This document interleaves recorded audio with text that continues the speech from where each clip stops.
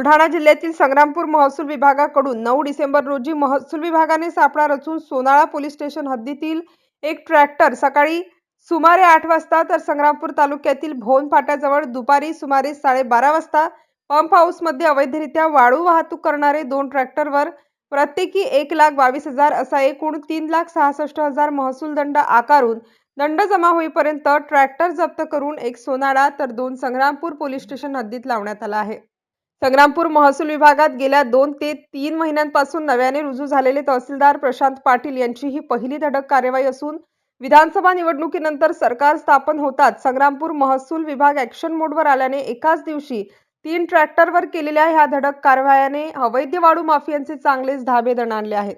ही कारवाई संग्रामपूर तहसीलचे तहसीलदार प्रशांत पाटील यांच्या मार्गदर्शनाखाली नायब तहसीलदार व्ही शिंदे, एच उकरडे, जी पाटील, ग्राम महसूल अधिकारी किरोडा, पीएस नलावडे, ग्राम महसूल अधिकारी कवठळ भाग 2 या महसूल पथकाने केली आहे।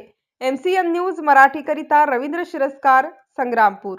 सर्वप्रथम सकाळी 8:30 वाजता लाडनापूर टुनके रस्त्यावर एक अनिल आपलं उकळकार म्हणून त्यांचं एक ट्रॅक्टर होतं आपलं कुबोटा कंपनीचं, ते अवैधरित्या वाहतूक करताना आढळल्यावरून ते जप्त करून सोनाळा पोलीस स्टेशनला लावून टाकलं। 12 ते 1 वाजेच्या दरम्यान मौजे भोन रस्त्यावरील उजव्या बाजूला असलेल्या पंप हाऊसमधून 2 ट्रॅक्टर जप्त करण्यात आलेले। दोन्ही ट्रॅक्टरमध्ये साधारणतः एक ब्रास रेती आढळून आली। एक ट्रॅक्टर कवठळ येथील ड्रायव्हरने सांगितल्याप्रमाणे मोहम्मद अली यांच्या मालकीचे, तसेच दुसरे ट्रॅक्टर हे मौजे पेसवाडा येथील किसन शामराव ढाव यांच्या मालकीचे असून दोन्ही ट्रॅक्टरचे पंचनामे करून आज तामगाव पोलीस स्टेशनमध्ये जमा करण्यात आले।